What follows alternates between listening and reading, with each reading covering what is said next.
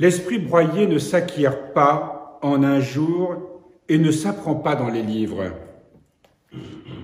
Il faut une vie de relation profonde avec Dieu, qui apparaît à ses débuts ardue et lassante, car elle comporte alors un combat contre la puissance du moi et une humiliation de l'amour-propre.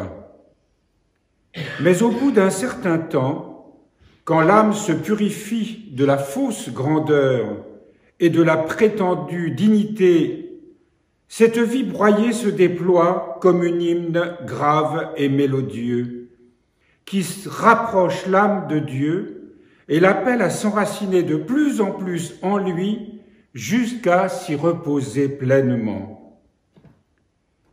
L'âme broyée est remplie de paix. Au fur et à mesure qu'elle progresse dans la grâce et la perfection, elle avance sans effort dans l'humilité. Et désormais, tout écart vers l'orgueil, la fausse grandeur ou la vaine gloire est pour elle aussi choquant qu'une fausse note pour l'oreille d'un musicien avisé. Se laisser broyer au sens biblique correspond à la notion matérielle d'écrasement, dans le sens de casser l'objet pour détruire sa hauteur afin qu'il devienne bas et faible.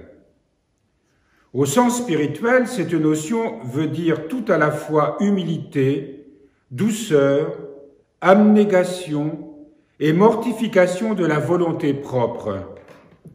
Mais le contenu de la définition matérielle, casser l'objet pour détruire sa hauteur afin qu'il devienne bas, ne s'applique pas au domaine spirituel dans le sens de nuire à l'âme ou rabaisser l'esprit humain créé à l'image de Dieu.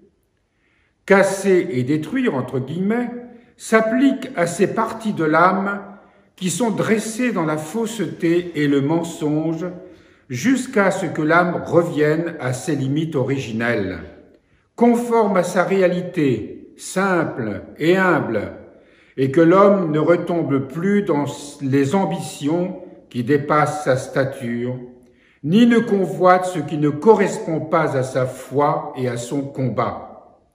Comme dit saint Paul, « Au nom de la grâce qui m'a été donnée, je dis à tous et à chacun, ne vous surestimez pas plus qu'il ne faut vous estimer, mais gardez de vous une sage estime, chacun selon le degré de foi que Dieu lui a départi. »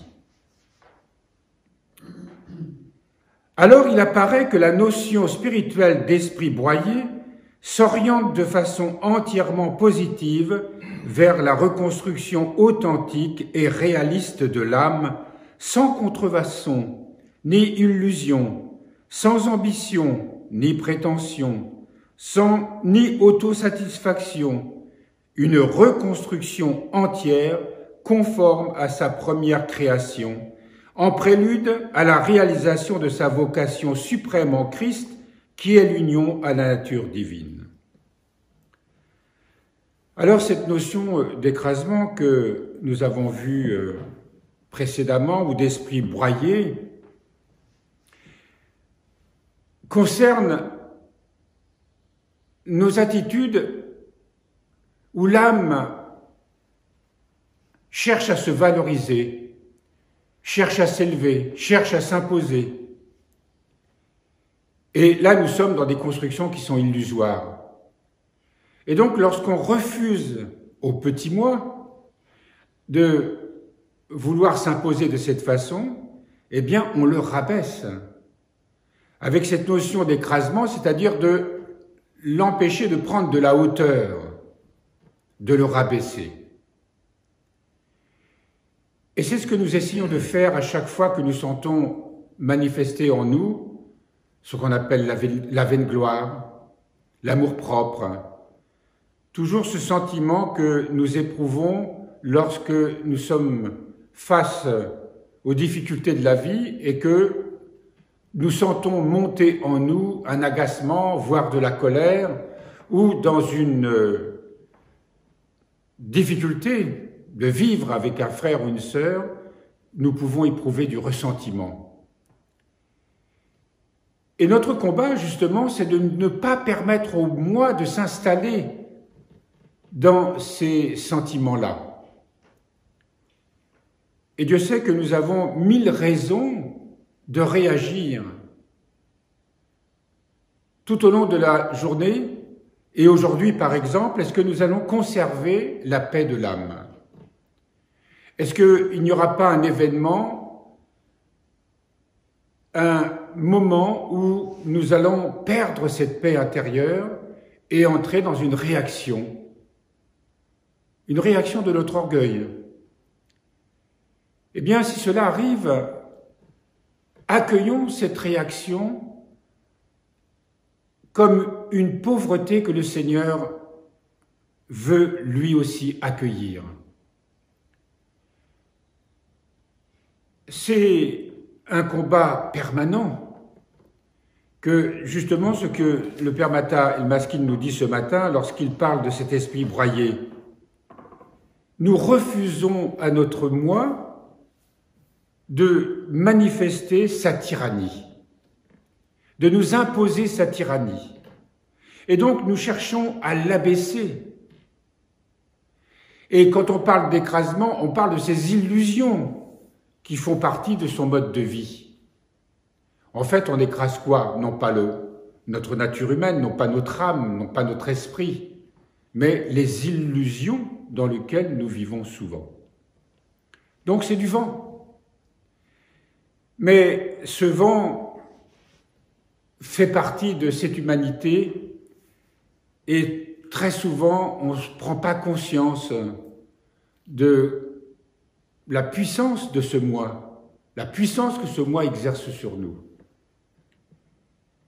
Au fur et à mesure que nous pratiquons ce combat intérieur en revenant sans cesse vers le Seigneur, en nous installant sans cesse dans sa présence, en luttant sans cesse pour échapper à nos pensées qui vont, qui viennent, qui divaguent de ci, de là, pour vivre toujours le plus possible dans cet instant présent qu'on appelle vraiment, que la prière nous donne et qui nous permet de vivre dans la grâce de Dieu. Mais l'Esprit sans cesse nous guide et nous éclaire.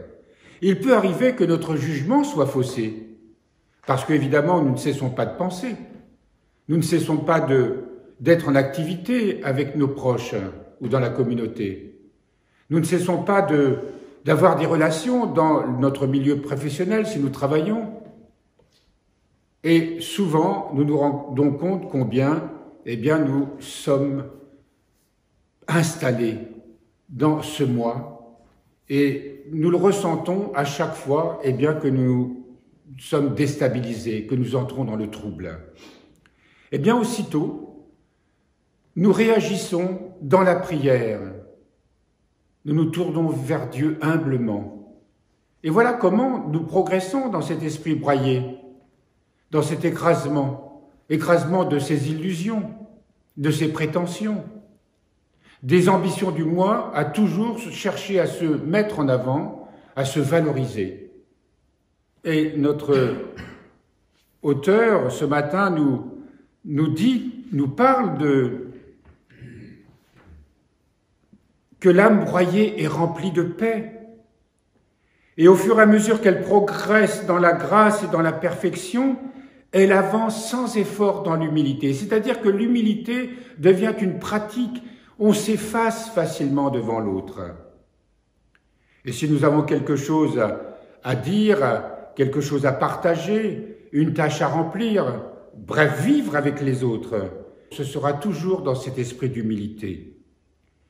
Et désormais, tout écart vers l'orgueil, la fausse grandeur ou la vaine gloire est pour elle aussi choquant qu'une fausse note pour l'oreille d'un musicien avisé.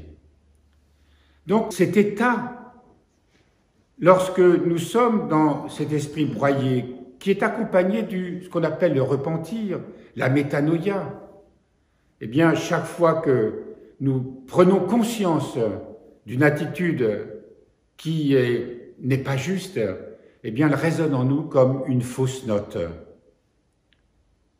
Et nous ne pouvons plus vivre avec cette fausse note. Soit par une constatation personnelle, intérieure, soit par une remarque, une correction fraternelle. Nous n'aimons pas les remarques des autres. Mais évidemment, c'est plus facile si cette remarque est dite avec un véritable amour fraternel, mais même si ce n'est pas le cas, eh bien, accueillons cette remarque, accueillons cette réaction à notre égard avec humilité, même si cela nous coûte, même si cela nous plonge dans le trouble, même si cela engendre en nous une réaction intérieure, mais que nous devons brider, que nous devons empêcher de s'élever, donc nous la rabaissons, nous l'écrasons, et nous acceptons que notre esprit soit brisé en nous tournant vers le Seigneur, qui lui, à ce moment-là, nous donnera la force de son amour, de sa paix. Voilà le travail que nous avons à accomplir sans cesse. Souvent, on dit, qu'est-ce qu'une vie religieuse? Ça sert à quoi? Eh bien, selon l'ordre des choses du monde, ça sert à rien. Mais pour nous, croyants et qui avons la foi, nous savons que cette vie, ce chemin que le monde refuse, méconnaît même, nous conduit à une vraie liberté intérieure, nous permet de nous remplir de l'amour de Dieu. Mais aussi, comme on l'a vu, nous l'avons étudié pour ceux qui étaient avec moi à Saint-Guilhem, ces trois amours que nous avons à pratiquer, que nous avons à vivre, l'amour de Dieu, l'amour du prochain, mais aussi l'amour de soi. Mais l'amour de soi n'est pas la satisfaction de l'ego, bien sûr. L'amour de soi, c'est ce que nous avons médité ce matin, en luttant justement tout ce qui est faux en nous, et qu'il s'aimer soi-même, eh bien c'est prendre ce chemin que nos pères nous indiquent et que nous méditons ici tous les jours en lisant leurs écrits.